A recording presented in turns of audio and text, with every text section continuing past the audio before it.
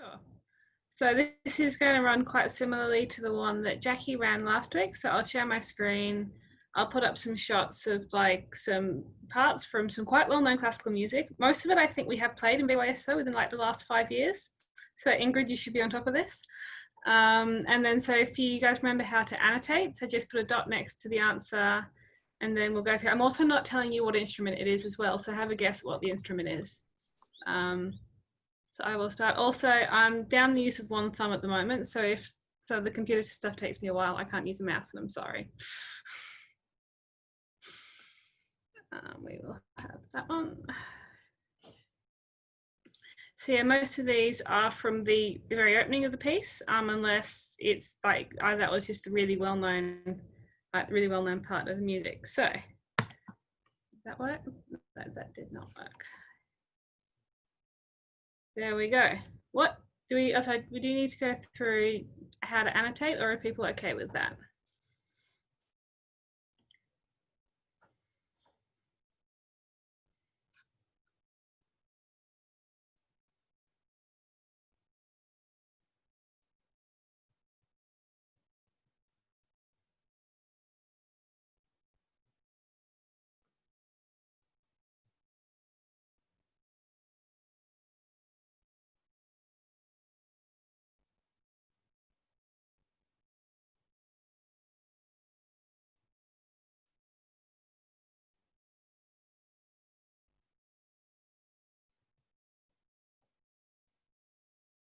Yeah, do people want a couple more seconds, or I think most people have had a guess down.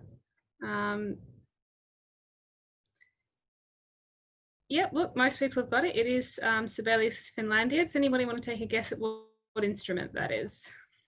Would that be a violin too? That would be violin too. I'll play the excerpt if you guys want. Let me just see if this. Okay, so that one was not, where did we go? That one was not too difficult to start with. Next one.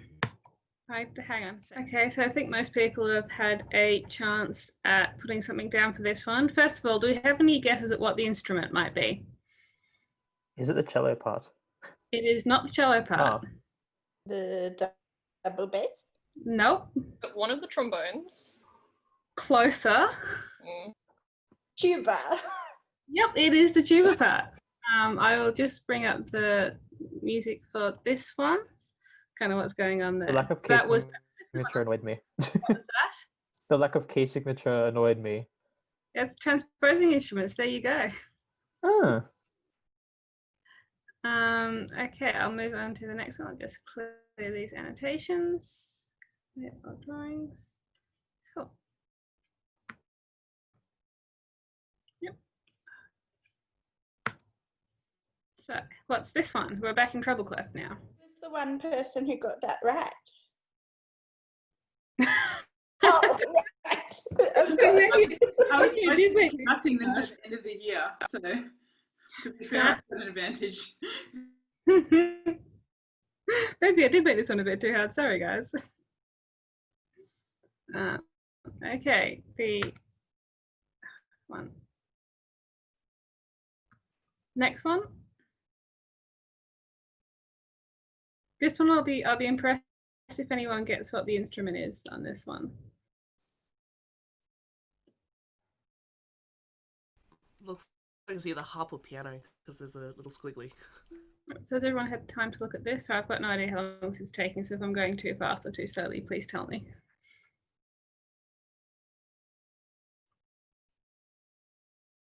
Okay, do we have any guesses as to what instrument or what part this might be? Organ? Yep, this is actually the pedal part of the organ. So that does kind of give the piece away because organs are always written out in 3 staves. So this is the 3rd stave. I'll just grab the recording. And also it's in D minor based on the key signature. So that helped. That was a bit of a clue, yes. Okay, so we did fairly well on that one. I'll just clear the annotations again. More drawings. So yeah, Bach, Toccata and Fugue in D minor. The next one, this is definitely one that I've been tortured with in VYSO.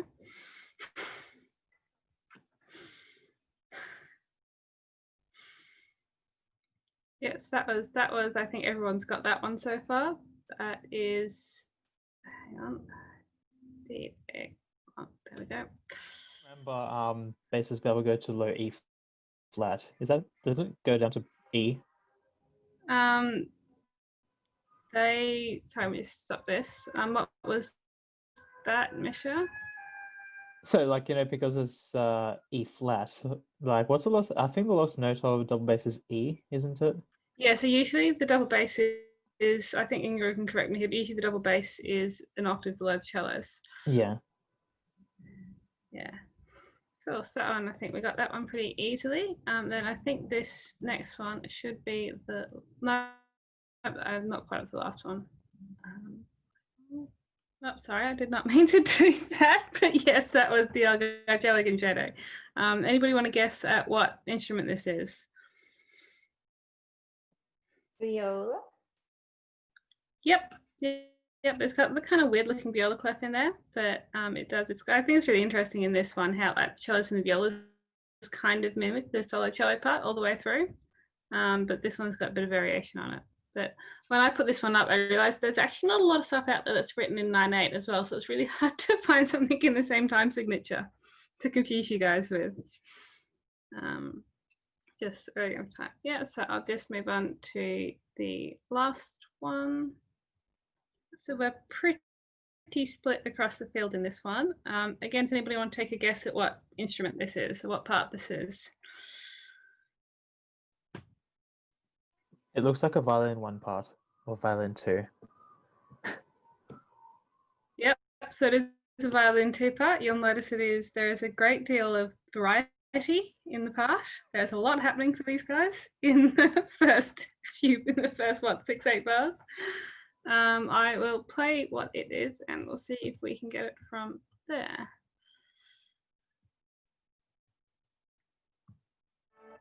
Sorry to cut you off there, Ingrid. So yeah, that was all I had for this. I thought it's a good chance to appreciate those people in the orchestra that don't play as interesting parts as everybody else. Cool, right, thank you very much, everyone. I'll stop that sharing.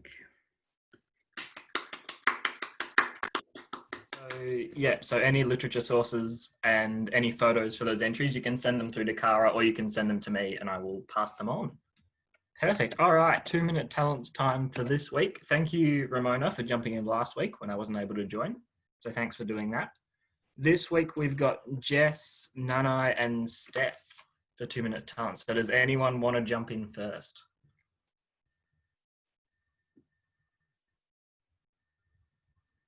Steph? It's suddenly raining very heavily here. I've got everything set up, so I think it'll be good to go. It takes a lot of time to pack it up. So, well, so I've got these things that I do. It's not super like useful, but it's very fun for me. I love the challenge of seeing things in a different ways. So I love making miniatures. Some of the things I make, I love making food. So they are like pizzas, pastas, capsicums, fruit basket like carrots and the bananas and the avocados and kiwi and the lemon there. I've got noodles, not to confuse with the cat noodle, but noodles. I've got pumpkin soup with bread. It has to go in the plate. Burgers. I've got this platter of sushi. I can't really tilt it because you can't see it. Sushi. And lots of things. So that's like a steak. I've got dumplings. I've got so many things. Buns, spring rolls, and the transparent like rice paper rolls, and you can see what's inside the prawns and stuff. I've got this campfire thing, so sausage and marshmallow. So what happened is sometimes I play with people, like in my last workplace, things was getting really, really tense. And I have, in the kitchen area, there's a little pot plant.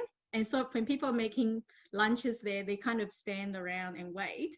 So every day I go in there, I put a little miniature of something.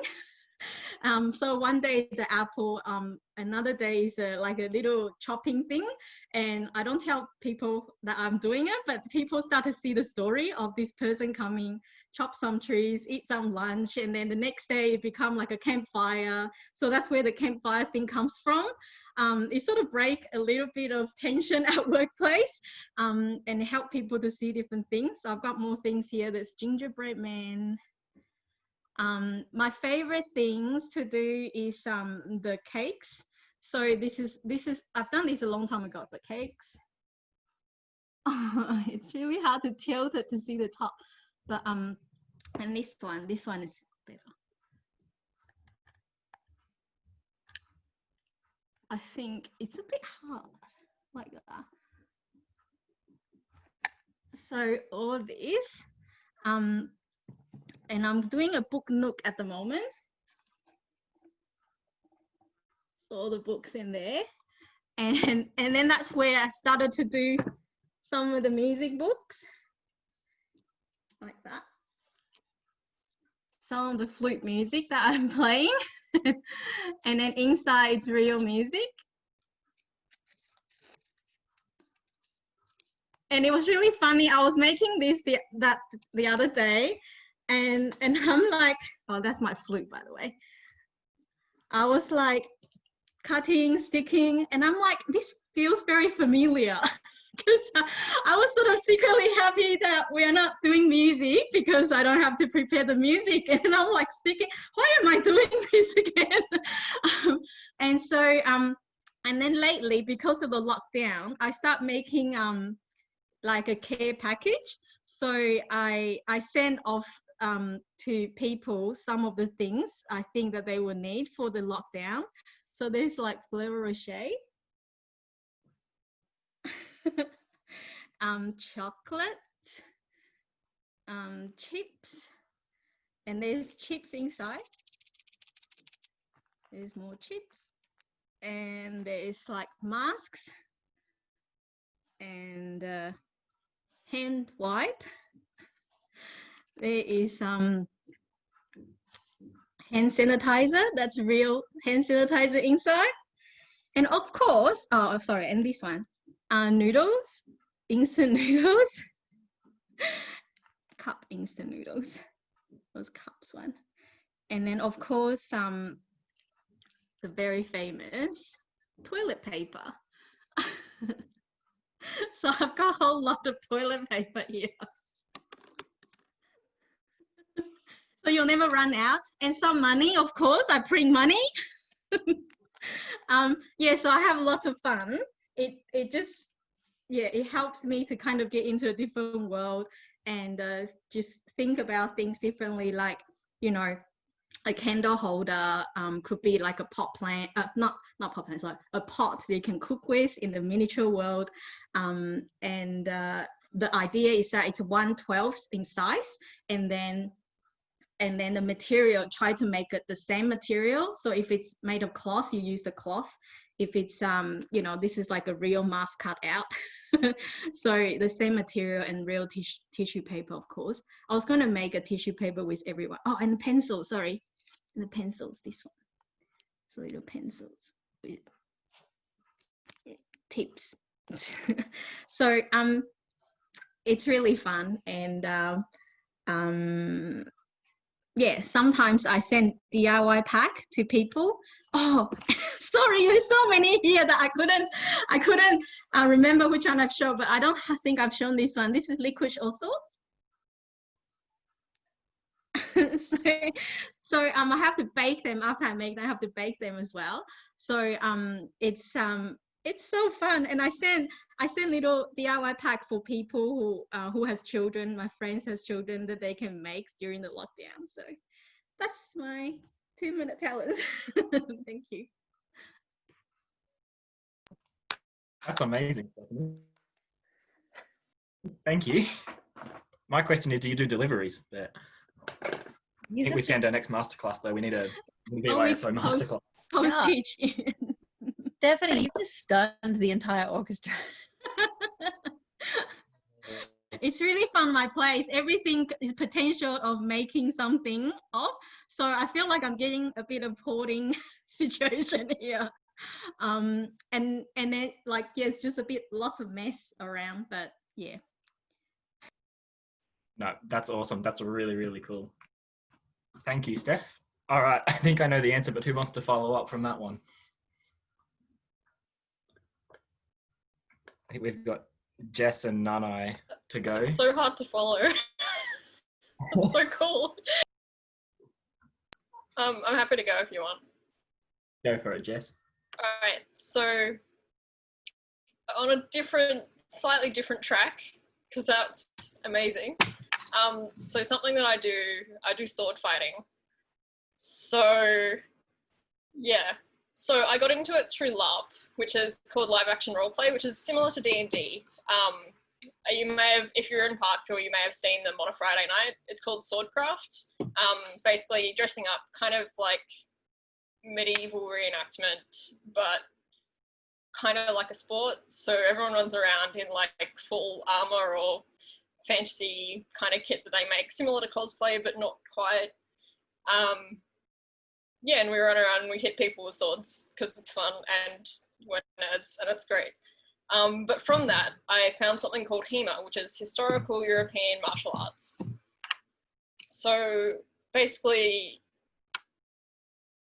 old sword masters used to write texts on how to fight with swords, and basically we read through them and we try and reconstruct how it was. And we learn the basics of sword fighting. So this is my sword. This is based off a Scottish broadsword. It's got little blue tassels and I love it. So we do fight with steel and like other things, like there are wooden ones and like hard plastic types of swords, stuff like that. And yeah, super fun. It's great. Totally not dangerous. It's actually pretty chill. Yeah. But yeah, so all my house, we've got 6 people that live here. We all do LARP. A couple of people do HEMA, which is awesome. And fun fact, we're going to have swords at our wedding because I was meant to be getting married in October, but yeah, so we're going to wear swords and it's going to be excellent. Going to confuse all my conservative family. It's going to be fantastic. If you've ever got questions or if you're interested in trying it, just like let me know and I can just rant about it for hours. I do have a question. So I used to do a bit of fencing, and I was really surprised when I signed up for the club and I got my my exemption from the Weapons Act that turned up in the mail, because apparently you need one. Do you need those for that kind of sword work as well? Yes. So if you have a steel sword, you do. Yeah. But it's only for steel weapons. Yeah. Everything else is fine. Okay. Yeah. Cool. But you get one. Sorry? Can you show us a move with the sword? I guess. Like, there's nothing. I suppose, like, your basic hand grip is kind of just like a fist with your thumb over your fingers. That's called hammer grip. Then you've got, like, your outside ward where you're like the true edge of the blade faces outwards to ward from strikes coming that way, and then you've got the inside which goes across the inside of your body.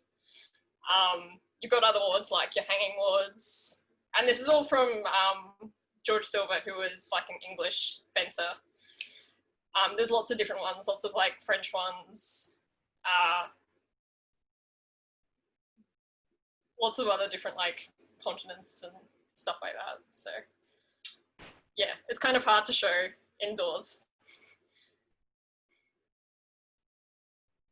But yeah, that's kind of what I do.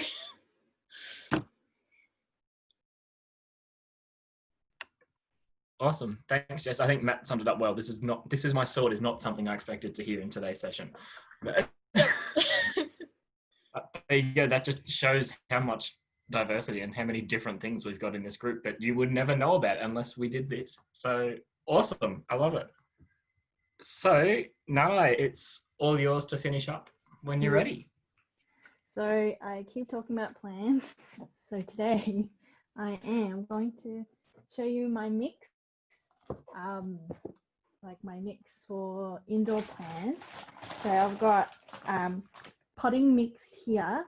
So, and I've got something called perlite, which is just these really light white kind of stone stuff. So what I do is mix the two together, a ratio of 1 perlite to 3 potting mix. And so what it does is that this perlite provides drainage to the soil, because what can happen is that for indoor house plants, they're really susceptible to root rot. So you want to like make sure there's really good drainage in the potting mix. Yeah, so the roots don't rot. And then I'm just gonna grab 3 of this. 2 and 3. Okay, and then you just mix it up. And so the result looks kind of like that. So yeah, you can see all that. So the potting mix, it holds water in for the plant, and then it also provides nutrients with fertilizer in there. So then got my plant here and my spoon. Again, normally I have a spoon, I don't know where it went, but then yeah, this just needs to top up. So I'm just gonna put it on top like that. And then put it down. And that's ready to go. That's my talent. Awesome. Thank you. I was so conscious of the violin in the background. I was like, don't put potting mix on the violin. But that's good. I've always been interested in indoor plants, so I might have to go and give it a go now. It'd make it look so easy. Yeah, it's not bad once you just get all the basics. How often do you like water your plants, your indoor plants? Yeah, so a lot of like online websites, they go like, once a week or something. But the best thing to do is to just stick your finger into the soil. Just go in, and then if you take it out and it's like really still moist, then don't water. But if it's dry, then water it. And when you water it, you want to water it so like all the soil gets drenched, so like water comes out, and then you leave it. So don't just water a little bit on top, because then it doesn't get to the root ball on the inside. Pro tips.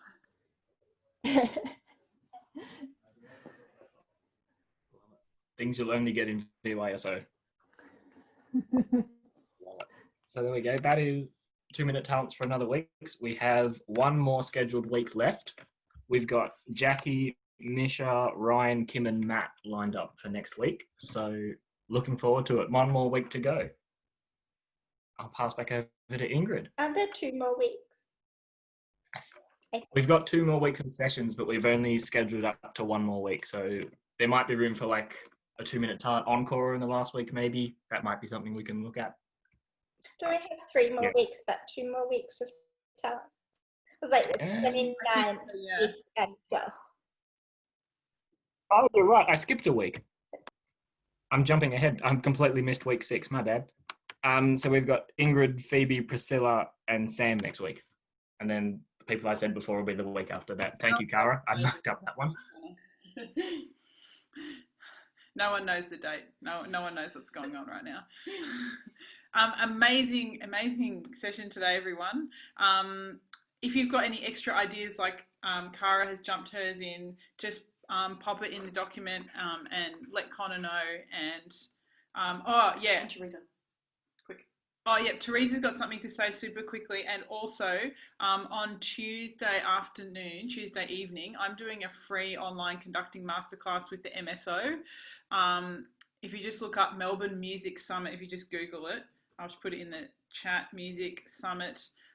You can just register. There's also, whether you're a teacher or not, there's also a bunch of really interesting sessions going on every night of next week run by the MSO. And Teresa's got something to say to close us out. Oh, hi. I'm just putting something in the chat quickly.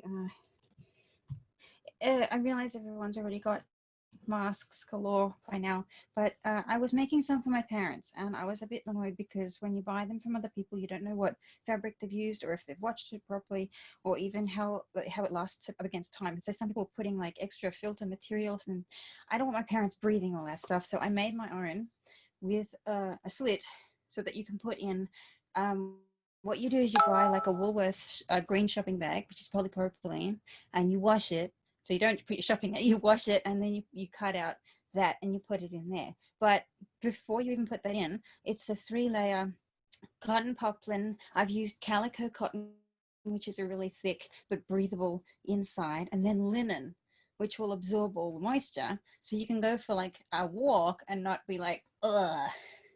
I've heard a lot of people get frustrated because their masks are like sticking and hot, and I haven't had any issues with these. So if you'd like a mask, I bought some extra fabric. I'm happy to make. They're $20 each, but it's negotiable. And I bought wallabies, gray cockatiels, and blue butterflies. So if you're interested in upgrading a mask, also the ear pad panels are sewn on, so you can remove the elastic when it gets old and put something else through. Optimally, for the best airtight fit, you're going to want to put like right around the head. So you can do that with this. You can resize it. And I've also sewn in floristry wire, which won't rust in the washing machine, so you can bend the nose panel over. So that's that.